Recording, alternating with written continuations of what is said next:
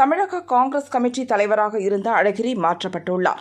அவருடைய இடத்துக்கு சட்டசபை காங்கிரஸ் தலைவராக இருந்த செல்வ பெருந்தகை நியமிக்கப்பட்டுள்ளார். இது காங்கிரஸில் இருக்கும் கோஷ்டி தலைவர்களுக்கு குமுறலை ஏற்படுத்தியிருக்கிறது. கூட்டணி கட்சியாக இருக்கும் விடுதலை சிறுத்தைகள் கட்சியில் இருப்போருக்கு கடும் எரிச்சலை ஏற்படுத்தி இருப்பதாக காங்கிரஸ் கட்சியினர் கூறுகின்றனர். காரணம், விசியின் தலைவர் திருமாவளவனோடு நெருக்கமாக இருந்து அக்கட்சியின் துணை பொதுச் செயலர் பதவியிலும் இருந்தவர் செல்வ பெருந்தகை. திருமாவளவன் மங்களூர் தொகுதியில் போட்டியிட்டு சட்டசபை உறுப்பினரானார். பின் பதவியை ராஜினாமா செய்தார். அதனால் அங்கு நடந்த இடைத்தேர்தலில் விசி சார்பில் செல்வ பெருந்தகை வேட்பாளராக்கப்பட்டார். தேர்தலில் வெற்றி பெற்று எம்எல்ஏவாகவும் ஆனார். ஆனால் கொஞ்ச காலத்துக்கு பின் அக்கட்சியிலிருந்து விலகி காங்கிரஸ் எம்பியான சிதம்பரத்தோடு கைகோர்த்தார். பின் காங்கிரஸில் இணைந்தார். அவர் காங்கிரஸில் இணைந்து விட்டாலும் செல்வ பெருந்தகை மீதான எதிர்ப்பு விசிக்கள் மத்தியில் தொடர்ந்தது.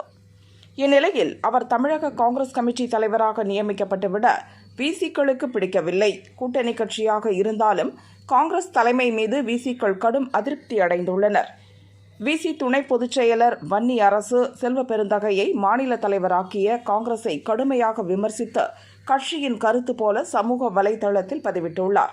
திமுக கூட்டணிக்குள் இருக்கும் இவ்விரு கட்சிகளும் இப்படி திடீர் மோதலை துவக்கி இருப்பது கூட்டணிக்குள் குழப்பத்தை ஏற்படுத்தியுள்ளது.